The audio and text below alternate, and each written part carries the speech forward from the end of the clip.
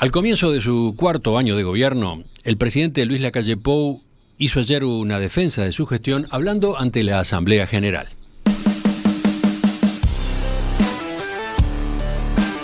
El tercer discurso de rendición de cuentas del mandatario ante el Parlamento vino con la novedad de que decenas de militantes oficialistas siguieron la presentación a través de pantallas instaladas en el Salón de los Pasos Perdidos del Palacio Legislativo y en las afueras del edificio. Durante su alocución, el presidente dijo sentirse tranquilo con el rumbo del gobierno. Hoy quedan 730 días de gobierno.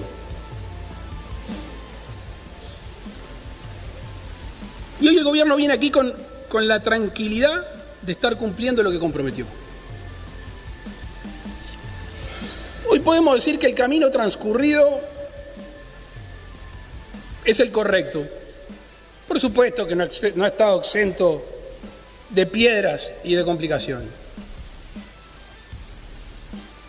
Y además hoy con certidumbre le podemos decir al país todo que el camino a seguir está claro. Está claro a corto, a mediano y a largo plazo. ¿Estamos conformes? No estamos conformes. Quienes tenemos una profunda vocación humanista, quienes entendemos el individuo como el centro de toda nuestra tarea, no podemos estar ni satisfechos ni conformes mientras haya niños viviendo en la pobreza, mientras sigan habiendo familias viviendo de manera no digna, mientras hayan uruguayos que no pueden vivir de su trabajo, mientras falte un medicamento para tratar una enfermedad, mientras sigan existiendo actos de violencia, mientras no podamos soltar todo nuestro potencial porque el mundo no ha terminado de abrírsenos para así poder mejorar el trabajo de los uruguayos. ¿Cómo estamos? Con la ilusión intacta. Con optimismo basado en la realidad. En la realidad y en los resultados obtenidos hasta el momento. Aquí está el gobierno. Aquí estoy yo. Como desde el 1 de marzo del 2020. Para hacer todo el esfuerzo posible. Para que los uruguayos sean cada vez más libres, para que sean cada vez más prósperos y para que puedan vivir en una sociedad más justa y más solidaria. La mayor parte del mensaje estuvo dedicada a repasar logros de su gestión, pero además anunció alivios tributarios para micro y pequeñas empresas y una rebaja del IAS y del IRPF que, según dijo, beneficiará a unas 80.000 personas. ¿Qué deja esta presentación del primer mandatario? Esa es la pregunta macro, esa es la gran pregunta sobre la cual vamos a trabajar en los próximos minutos. Ese es el asunto central en esta edición especial de la Mesa de Análisis Político, en la que nos acompañan acá en estudios Fernanda Boidi, buen día. Buenos días. A ver, ahora sí. Hola, ¿qué tal? ¿Todo bien? Muy bien. También está Fito Garcés, buen día. Buen día, ¿cómo están? ¿Qué tal, Fernanda, Emiliano? Y a distancia, desde Salto, también está con nosotros Ernesto Nieto. Buen día, Ernesto. Buen día, Emiliano. Un Gracias saludo, por la invitación, ¿qué tal, Ernesto? y buen día a los estimados colegas por allí. Empiezo planteándoles una pregunta general para una respuesta rápida y luego seguimos avanzando con otros puntos. ¿Qué impresión general les dejó el discurso del presidente de Lacalle Pou, Fernanda? Me dejó una buena impresión por varias cuestiones. Lo comentábamos con Fito antes de entrar. El hecho en sí de ir al Parlamento a rendir cuentas se ha vuelto una marca distintiva del presidente, me parece una buena cosa, podemos desarrollar luego por qué. Por esta presentación de resultados y por medidas que entiendo, como se estima, van a ser buenas para la economía. Fito, ¿tu respuesta? Sí, un buen discurso. Hace un minuto escuchábamos, creo que una de las para mi gusto, una de las mejores partes del discurso, que fue el cierre. El cierre, con mucha emoción, ¿no? Creo que fue muy bueno el cierre. Cortándose la voz. Exacto, de un buen discurso que ojalá se transforme en una práctica, tanto que hemos hablado de cómo mejorar las prácticas y las instituciones políticas uruguayas. Ojalá que esto de concurrir al Parlamento se vuelva una práctica, que lo hagan todos los presidentes, cualquiera sea su partido político. Creo que el presidente logró sorprender con algunos anuncios, que hubo poca autocrítica, cosa que es habitual en la política uruguaya, da para discutir, y que el presidente salió fortalecido. Creo que le fue bien en el Parlamento. Y Ernesto, tu contestación, una impresión general. Impresión general. En realidad para mí hubo pocas sorpresas. Creo que en realidad el presidente necesitaba sentirse que volvía a jugar de locatario, y lo hizo. Jugó de locatario, jugó bien, se reencontró con el presidente que conectaba muy bien, y creo que todo su discurso y todo lo que se armó alrededor de esta rendición de cuentas, en realidad fue un gran escenario para que tuviera de nuevo un oxígeno y conectara fundamentalmente con el electorado más duro de la coalición de gobierno. Y creo que eso lo logró. Bueno. Después el resto es otra historia. Bueno, incluyen en esta consideración inicial el entorno, el hecho de que esta vez hubiera gente, hubiera seguidores del oficialismo allí en el propio Palacio Legislativo. Sí, sin duda. Me parece que, primero, el presidente va al Parlamento, que es el lugar donde institucionalmente estamos representados todos los uruguayos, y eso no es menor. Un discurso de rendición de cuentas se puede hacer desde torre ejecutiva, se puede hacer en conferencia de prensa, se puede hacer de cualquier otra forma, y el presidente elige el Parlamento, y esto... me parece que es importante como símbolo institucional. También el Parlamento es el poder que es uno de los contrapesos al presidente, entonces me parece que el mensaje de fortaleza institucional no es menor. Por supuesto, se toma como un evento para marcar la agenda, concitar atención mediática, y en este caso también recibir el apoyo de simpatizantes y votantes. Hay como distintos públicos ahí, ¿no? Bueno, está el electorado, como podemos pensar en círculos concéntricos, que es además como tradicionalmente los politólogos pensamos de los grupos que rodean a las figuras políticas. Está el núcleo duro de apoyo de su equipo de trabajo y sus... colaboradores más cercanos, están los activistas, están los simpatizantes, bueno, todos esos estaban ahí, estaba el gobierno fuertemente representado, estaban los socios de la coalición, pero también estaban, por supuesto, en el Parlamento, los miembros de la oposición. Y a todos ellos tuvo algo que decirles, y por supuesto las reacciones de todos ellos fueron diferentes, y lo podemos analizar más adelante. Pero el mojón de haber ido, que no es novedad porque ya lo ha hecho, pero esta práctica que se está volviendo recurrente, coincido con Fito, ojalá se institucionalice más allá de presidentes y gobiernos. Me parece una práctica muy válida que jerarquiza también al Parlamento. Ernesto, ¿tú qué decís a propósito del entorno del discurso mismo? ¿Tengo que ser tan breve o puedo hablarme un poquito más? Ya avanzamos un poco más. ¿Ya entramos en el partido? Sí. ¿Ya calentamos y ya entramos? Sí. Bueno, yo en realidad unos apuntes. Me hice algunas anotaciones porque estoy seguro que tanto Fernanda como Fito van a hacer seguramente muchos mejores apuntes del discurso del presidente que yo. Entonces dije, bueno, voy a mirar otras cosas, ¿no? Que creo que dicen de la política y dicen de nuestra sociedad uruguaya. La primera convocatoria de la vicepresidenta, después de insistir varias veces para que los legisladores presentes, creo que insistió 4 veces, fue a las 17:35. En ese momento había 131 presentes que levantaron la mano. O sea, faltaban unos cuantos. 4 minutos después, a las 17:39, hizo la convocatoria para justamente interrumpir la sesión para recibir al presidente de la República. En ese momento había 108. Bueno, todos los uruguayos, no importa el cargo que tengamos, llegamos tarde.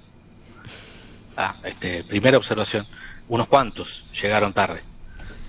Y son unos cuantos, ¿no? Pensemos que la Asamblea General se compone de 30 más 99, 129. Había 108 en el momento de llamar a la primera interrupción para recibir al presidente. Llegamos tarde. Después, ¿cómo estaba distribuido ese escenario que se creó, no? Bueno, afuera del Palacio lo vimos, había, no sé, yo por las distintas tomas que vi, quizás algún centenar de manifestantes. Creo que esperándolo adentro había quizás hasta más gente que afuera, pero me interesa particularmente dos cosas. Además de los integrantes de la clase política y de los legisladores, bueno, en un primer gran escenario estaba todo el cuerpo de ministros y muchos secretarios y muchos directores de empresas públicas. Estaba el gobierno en pleno. Los intendentes estaban arriba en las gradas. Y el Partido Nacional es un partido del interior. Yo vi por lo menos a 5 intendentes que estaban presentes. Y estaban arriba. Estaban en las gradas. Eso es un mensaje. Va a haber un muy buen libro coordinado por estas dos personas que tú tenés ahí contigo, que va a salir en algún tiempo, que entre otras cosas habla de la descentralización como un desafío. Y a su vez, las cosas que el presidente dijo sobre descentralización fueron en un sentido muy particular de descentralización, que después lo podemos hablar. Tercera observación. Cuando uno mira el arco del Parlamento y cuando mira el arco del gobierno, y sobre esto también va a haber un excelente capítulo en ese libro que en algún momento se va a presentar, qué pocas mujeres. Se hizo muy evidente. En la Asamblea General se hace más evidente que nunca, pero además cuando están todos los integrantes del gobierno. Yo me animo a decir que menos del 10% eran mujeres y qué pocos jóvenes. Del gobierno, creo que el más joven era el presidente de la República, y Peña, que otra observación, lo dejaron estar sentado con los ministros. Estuvo sentado junto con los ministros. ¿Ah? Muy pocas mujeres, muy pocos jóvenes, con un presidente que obviamente es un presidente muy joven. En esa especie de tradición, yo es la primera vez que miro la previa entera. Primero porque, bueno, no, como los compañeros lo han señalado, no tenemos tanta tradición en este tipo de rendiciones de cuentas. Tenemos la tradición de que el presidente va el 1 de marzo. Es cierto que la calle Herrera hizo este tipo de rendiciones. Es cierto que la calle Pou las viene haciendo y esta es su tercera. Pero bueno, los otros ejercicios de rendición de cuentas que tuvimos no fueron específicamente en el Palacio. Hubo otras cosas que fueron hasta en el ante la Arena. Y yo también ahí recalco que lo institucional pesa y hay que darle valor. En el arco de gente que había, otras observaciones casi fenomenológicas, ¿no? El gobierno, la coalición, tanto los integrantes del Parlamento que la respaldan, estaban prácticamente todos vestidos de una manera muy formal. Y la oposición, que en las cámaras, o casualidad, parecía bastante más a la izquierda, estaba bastante más informal. Era muy difícil encontrar, no sé si había un solo legislador de la oposición vestido absolutamente formal. No sé si había alguno que estuviera con el traje y la corbata. Había alguno con un sport informal. Y después muchos con las remeras tradicionales con las que suelen concurrir, incluso algunos con las leyendas de los familiares y demás. A esa tradición de vestimenta informal se suma Vega en ese rol que tiene, que muchas veces vota con el oficialismo y otra con la oposición. Mirá todos los apuntes que tenía armados Ernesto y que va alargando a partir de la pregunta sobre el entorno, ¿no? El discurso más el entorno, y porque para mí son relevantes porque en realidad dicen mucho de nuestra clase política, pero dicen mucho de cómo somos como sociedad. Por lo general llegamos tarde, en la política las mujeres y los jóvenes tienen bastante poco lugar, hay algunos sectores que son bastante más formales que otros, hasta en la forma de vestir, y si no querés, para no aburrir, la dejo por acá y después me queda alguna cosita más. Volvemos, sí, claro, volvemos a ese punteo. Y Fito, ¿tú qué decís de la parte que estuvo, digamos, por el lado ambiental del discurso?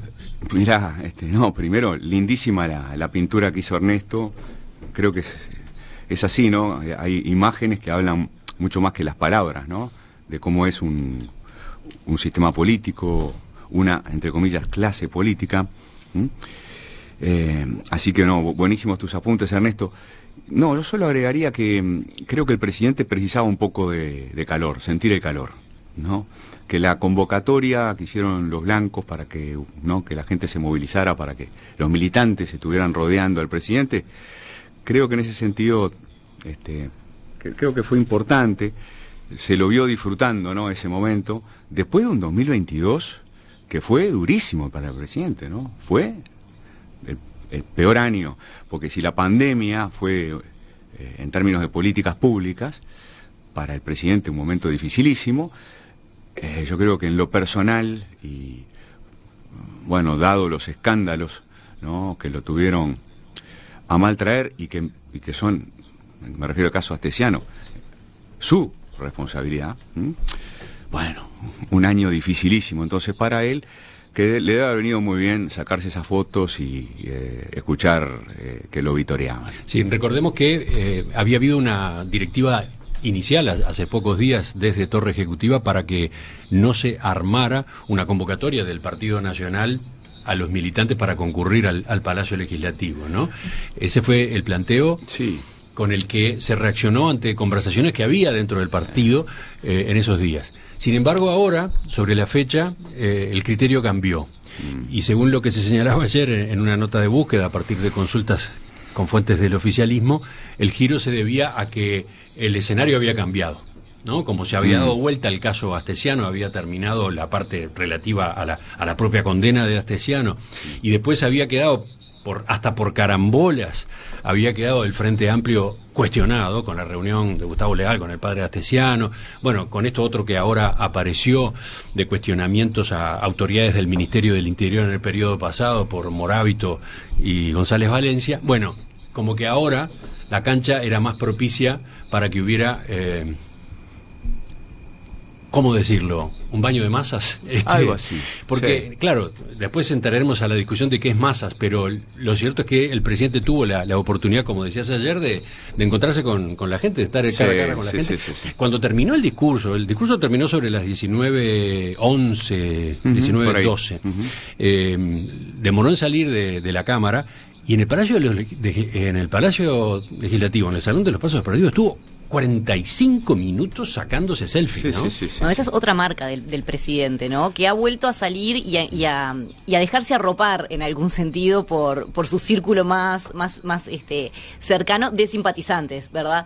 Lo vimos en los carnavales del interior, y ciertamente acá, y cuando yo también, como Ernesto, cuando miraba un poco la previa, se notaba esa como necesidad de transmitirle apoyo y afecto en las personas que habían ido hasta allí, que claramente son activistas, militantes, simpatizantes del Partido Nacional, y es un contexto en el que se lo ve muy a gusto y en el que siempre se ha tomado su tiempo. Recordemos además que el presidente vuelve a su casa. El Parlamento fue su primer hogar institucional, en definitiva, donde también se lo ve muy cómodo. Estoy comentando esto porque desde la oposición ya se ha dicho ayer que esto terminó siendo un acto político partidario, ¿no? Que se tomó a favor la infraestructura de un poder del Estado, el poder legislativo, para en definitiva terminar generando una concentración con tintes políticos que iban más allá de lo institucional, ¿no? Bueno, sí, se puede interpretar así. Sigue siendo el Parlamento la casa de todos. Si se quería hacer un acto explícitamente político, se podía haber tomado otro rumbo. De todos modos, me parece bien interesante como camino de institucionalización de la rendición de cuentas y de la respuesta a la rendición de cuentas, porque si bien ya ayer en los medios pudimos ver las primeras reacciones del Frente Amplio, se anuncia una conferencia de prensa para una respuesta oficial hoy. Y a mí eso, la verdad, me parece fantástico, porque seguimos como institucionalizando, pensando, racionalizando y dando lugar y trascendencia a este ida y vuelta entre gobierno y oposición por canales formales o por canales institucionales. Otra vez, me parece que eso jerarquiza la política. No, un apunte solo. Todos los gobiernos informan al Parlamento. Esto es una obligación, ¿no? Está en el artículo 168 de la Constitución, inciso quinto, que dice que le corresponde al presidente, informar del estado de la nación y de las medidas y reformas que considera prioritarias al inicio de cada sesión ordinaria. Entonces, la innovación, ¿dónde está? En concurrir en persona, porque lo que hacían en general los presidentes, todos los presidentes lo hacían, era enviar un largo documento al Parlamento con el estado de la nación y las propuestas. Y en este gobierno eso se hace también. En este gobierno esto se hace. Pero se agrega la presentación personal del presidente. Que permite, le da una gran oportunidad al presidente de defender su gestión, de retomar el control de la agenda, de la agenda política, de la agenda pública, y que permite, como dice Fernanda, ¿no? Permite que haya una discusión más calificada también con la oposición. Sí, hay una discusión interesante a propósito de qué quiere decir rendición de cuentas, ¿no? Porque es claro que el presidente dedicó el 90% de su alocución a destacar logros. Cierto. La rendición de cuentas debería, en teoría, ser algo más amplio, ¿no?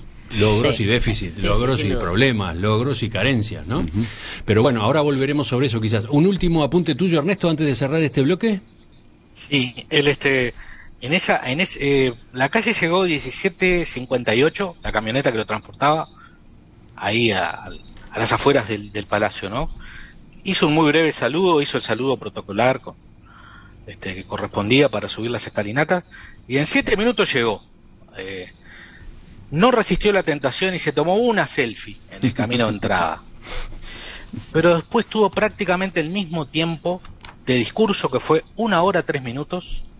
Tuvo casi 1 hora, yo contabilicé 56 minutos de saludos, de festejo y de tomarse selfies. Por eso al comienzo yo decía, en realidad el presidente necesitaba esto.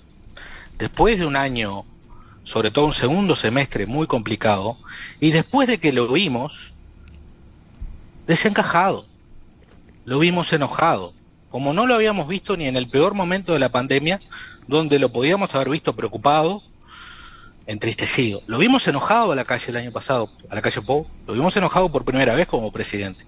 Lo vimos respondiendo apresuradamente y fuera de tiempo. La calle Pou necesitaba esto que fue ayer y fue construido como un escenario para que él exhibiera sus mejores dotes, haciendo alusión al concepto que usaba Fernanda, en su círculo más directo. Así lo vi. Un apunte más si querés. ¿Saben quién es el que más se saludó a todo el mundo en la previa, en esa media hora que miré de la previa? Juan Sartori. No le quedó nadie por saludar. Sartori saludó, hasta en algún momento creo que subió al primer piso y saludó la rueda. Es impresionante la sociabilidad que hizo Sartori en esa media hora previa, que me parece que es a lo que está habitualmente acostumbrado, ¿no? Inclusive muchos bromeaban y era muy evidente que le estaban diciendo mensajes como qué bueno que estás acá, cosas por el estilo.